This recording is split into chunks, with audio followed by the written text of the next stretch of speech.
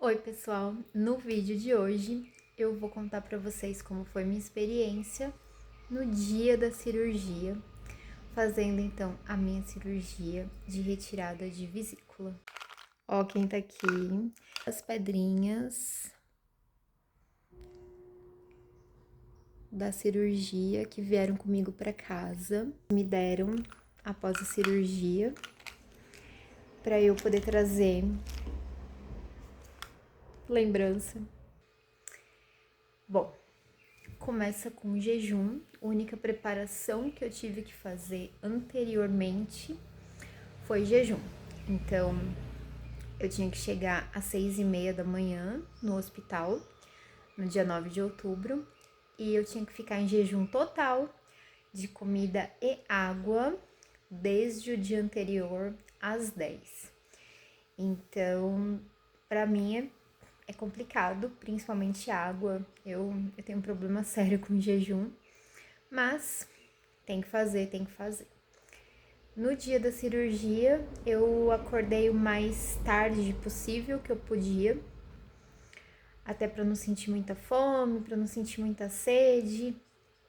E acordei, me arrumei e fiquei deitada na cama até meu marido ficar pronto pra gente poder ir pro hospital. Cheguei no hospital um pouquinho antes, né, do horário marcado, que era 6h30 da manhã. Fiz lá, deitei os papéis, tudo certinho, assinei e fiquei aguardando me chamarem. Aí me chamaram, eu fui direto para a sala de preparação. É uma salinha onde tinham outras mulheres que também iam fazer cirurgia. E ali o enfermeiro ou a enfermeira nos dava aquela roupa do hospital e pedia para trocar, né? Tirar toda a nossa roupa, colocar num saquinho que já tava com o nome e tal, para poder entregar pro acompanhante e colocar a roupa do hospital. Inclusive já a touca no cabelo, uma proteção no pé e aguardar ali. Eu tava ao mesmo tempo calma e nervosa, dá pra estar assim? Dá. Ao mesmo tempo que dentro de mim eu tava ali, ó, com certeza, se eu tô aqui vai dar tudo certo, é pra ser assim, e daqui a pouco eu tô no quarto. Por outro lado, óbvio que a gente fica um pouco nervoso, um pouco... E aí, como é que vai ser esse negócio? Mas eu tinha estudado bastante, eu tinha visto bastante conteúdo sobre a cirurgia, como é que era, como é que não era. Então eu tava, assim, eu sabia bastante o que esperar ali do momento, né? E o médico veio falar comigo ali na salinha, perguntou se estava tudo bem, perguntou onde estava meu acompanhante, conversou um pouquinho com meu marido também, que estava super nervoso. E, enfim, deixei minhas coisas todas com meu acompanhante e dali era umas 7h30 mais ou menos. Já vieram me chamar, aí já vai de cadeira de rodas direto para a sala de cirurgia. Eu até então tinha feito uma cirurgia na vida, uma cesárea, há 18 anos atrás. Então, graças a Deus, eu não tinha nenhuma experiência com cirurgia, não quero ter outras, obrigado, já tenho essa agora. Mas você vai de cadeira de rodas porque você tá 100% bem. E você mesmo sobe na mesa de cirurgia. Gente, é muito estranho, assim, porque você tá bem, você sabe que você precisa fazer aquilo, que você vai sair de lá com cortinhos pra cuidar, com uma recuperação pra fazer, e você mesmo vai, assim, não sei vocês, mas eu tava com essa sensação, tipo, eu mesma estou indo e subindo na mesa. Não sei explicar exatamente qual era a sensação, mas era uma sensação um pouco estranha, assim, de eu mesma estar me colocando naquele lugar. Mas não era exatamente isso, porque era necessário. E após a cirurgia descobri que era ainda mais necessário. Enfim. Bom, aí vai de cadeira de rodas, entrei na sala de cirurgia Já estavam por ali o anestesista, uma outra moça que era a instrumentalista, que foi a moça que me passou as instruções certinho de jejum, horário, enfim. E a enfermeira, e o médico chegou um pouquinho depois. Aí deitei na mesa de cirurgia. Eles deixam a gente com os braços abertos, assim. É estranho, porque eu sou muito ligada em tudo. E parece meio que uma cruz, assim, de verdade, porque você fica deitada, mas os dois braços abertos. Eu sei que tem um porquê, que é para ter fácil acesso à veia do braço, para colocar o soro, anestesia, batimento cardíaco, para ter acesso a essa parte da gente, né, que eles colocam o acompanhamento de sinais vitais, enfim. Mas é uma posição estranha, tenho que confessar que eu achei. Estava eu lá deitada na mesa, aí o médico veio, perguntou se eu tava sentindo dor, eu falei pra ele que dor não, mas que eu sentia um incômodo. Várias vezes eu sentia como se a vesícula estivesse contraindo. Aí ele ainda brincou, ele falou assim: ah, tem gente que nunca sente nada, mas depois que a gente faz o diagnóstico, passa a sentir, é normal. A enfermeira começou a conversar comigo, olha, a gente vai estar aqui com você o tempo todo, enfim, né, dá aquela acalmada. Aí eu me lembro que ela passou alguma coisa prendendo o meu braço na mesa, assim. Aí ela comentou alguma coisa, tipo, ah, isso aqui é só para não ter risco de você se mexer, alguma coisa assim. Mas não peguei isso perfeitamente. O anestesista também começou a conversar comigo, perguntou se eu já tinha feito cirurgia antes, aí eu falei que tinha feito uma cesárea. Ele ainda falou, ah, essa cirurgia perto da cesárea é muito mais tranquila, porque a cesárea tem muito mais sangramento, essa daqui são cortinhos muito pequenos, é pouquíssimo sangramento, é mais fácil de se recuperar. Eu falei, mas essa é anestesia geral, né? Então, tipo, nunca tomei. Ele, não, é bem tranquilo, abre a boca, bota a língua pra fora. Aí, tá tudo certo, então vou colocar. Início ele já tava colocando ali o acesso, né, pra colocar o soro e tal. Falou, ó, vou começar a soltar anestesia bem devagarzinho, você vai sentir uma sonolência e daqui a pouco a gente te acorda. Ele falou, não precisa ficar nervosa. Eu falei, não tem como, né? Tipo, o coraçãozinho tá disparado, tô tranquila, no máximo possível, mas o coraçãozinho tá disparado, tipo, nunca fiz, é diferente, é estranho, é uma experiência nova. Ele, não, pode ficar tranquila que vai estar tudo certo e tal. Aí eu me lembro de ver o médico e a instrumentalista olhando os meus papéis, os meus exames, né, ultrassom, e adormeci. Eu sei que o médico olhou minha garganta, né, minha boca, porque quando a gente toma anestesia geral, eles colocam oxigênio na gente via tubo. E eu já vi muitos comentários aqui, inclusive, de pessoas falando, não, já tomei anestesia geral e imagina, nunca me entubaram, eu nem sabia disso, que entubava. Olhando muitos vídeos, assistindo muitos vídeos sobre o assunto aqui mesmo no YouTube, que os médicos não falam muito sobre isso para evitar um medo, um, um medo maior ali do paciente, porque principalmente após a Covid-19, a gente tem muito aquela impressão de que entubar é uma coisa horrível, porque quem era entubado já estava ali numa situação muito ruim, muitas pessoas, infelizmente, não aguentaram, né? Se foram, e eu acho que é um pouco disso, mas eles entubam, principalmente na videolaparoscopia, porque quando enche o nosso abdômen de ar, a gente perde a capacidade de fazer o movimento de respiração. Foi o que eu entendi assistindo os vídeos, tá? E aí é necessário que o nosso corpo respire, que ele receba ali a oxigenação, e isso é feito via intubação. A enfermeira, ela colocou uma máscara de oxigênio aqui, assim, no meu peito. Ela falou, ó, é só oxigênio, não tem nenhum tipo de remédio, né? O remédio pela veia e tal. Mas eu sabia que ela ia depois passar o tubo também. E eu sei que passou porque eu acordei com a garganta arranhadinha. Já sabia que isso podia acontecer.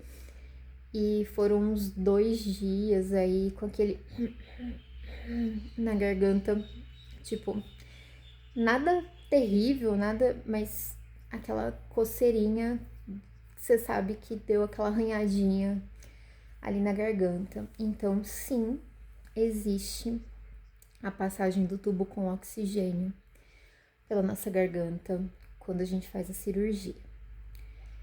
E eu pesquisei muito sobre isso porque foi uma das coisas que, quando eu descobri, foi tipo a que meio que mais me apavorou, assim. Eu não tinha problema em fazer os cortinhos da videolaparoscopia, eu não tinha problema em fazer a recuperação. Os meus problemas primeiro foi anestesia geral, né? Sempre tive um pé atrás com isso. Aí comecei a pesquisar sobre a anestesia. E depois, quando eu descobri que intubava, aí foi o meu pânicozinho. Foi saber que intubava, então eu pesquisei muito sobre isso. E pesquisando me deixou mais tranquila, então eu já estava, apesar deles não falarem, eu já sabia o que ia acontecer e eu estava mais tranquila, inclusive preparada para acordar ali com a garganta arranhando um pouquinho ou não, enfim. Dormi, realmente dormi e sonhei, porque quando me chamaram, eles te acordam ainda na mesa de cirurgia. Quando me chamaram, eu tava sonhando, eu lembro que eu tava sonhando. Então, realmente é como se fosse um sono. Quando as pessoas falam isso, dormi um soninho delicioso. Sim, é um sono. Depois que o remédio entra e começa a fazer efeito, você realmente dorme, não sente nada, não vê nada. E é um sono. Eu até sonhei, literalmente. Acordei com o anestesista falando comigo, chamando meu nome. Oi, Tânia, acordou? Tá bem? Tá se sentindo bem? E assim, percebi que eles já querem que você fale alguma coisa ali para mostrar que você já tá voltando à consciência. Eu já tava então solta da mesa, sem o oxigênio, tava tudo normal ali. Respondi, nem não lembro exatamente o que.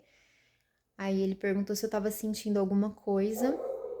Na hora eu já senti um pouquinho a garganta, mas nem comentei nada. E senti o cortinho que fica acima na boca do estômago. Aí eu lembro que disso eu falei assim, tô sentindo o cortinho perto do estômago. Ele, normal, esse é o cortinho mais chatinho, esse e o do umbigo. Então é normal os dois que você vai sentir um pouquinho mais. Mas então tá bom, ó, vamos passar pra maca. Ajuda a gente, empurra com a perna. E aí eu já tive que, tipo, eu lembro que eles puxaram o meu tronco, mas com a perna eu já tive que me mover ali, o meu quadril, as minhas pernas pra maca. Eu entendo que também deve ser uma maneira deles verem que tá tudo bem, que você tá entendendo o comando, tá com força na perna, que você tá bem. Eu meio que dei uma dormidinha de novo, abri o olho, eu tava na salinha de recuperação, que fica bem em frente à sala da cirurgia. E o médico veio falar comigo, perguntou, e aí, tudo bem e tal? Tá sentindo alguma coisa? Aí falei, né, que senti que tava sentindo um leve incômodo onde provavelmente tinha sido cortinho e tal, mas que eu tava bem. Aí ele me falou que a vesícula estava inflamada já, que tinha uma parte dela que estava endurecida que inclusive ele mandou para autópsia, que assim, não tem nada, quando é nódulo, alguma outra coisa é diferente, mas mesmo assim eles mandam, para não ter dúvida alguma, e que ela já tava até com um pouquinho de pus. Essa parte do pus, eu vou ser sincera, eu não peguei na hora ali, mas depois ele falou pro meu marido me contou, aí eu lembrei, porque eu ainda tava sonolenta, o que é super normal. Ele falou que ia sair, que ia falar com meu marido, que ia conversar com ele, né, certinho, e que às 4 horas eu já ia embora. Esse horário acho que já era umas 10 e pouquinho, 10 horas, não me lembro exatamente. Mas eu escutei as enfermeiras falando alguma coisa de levar pro quarto 10h30.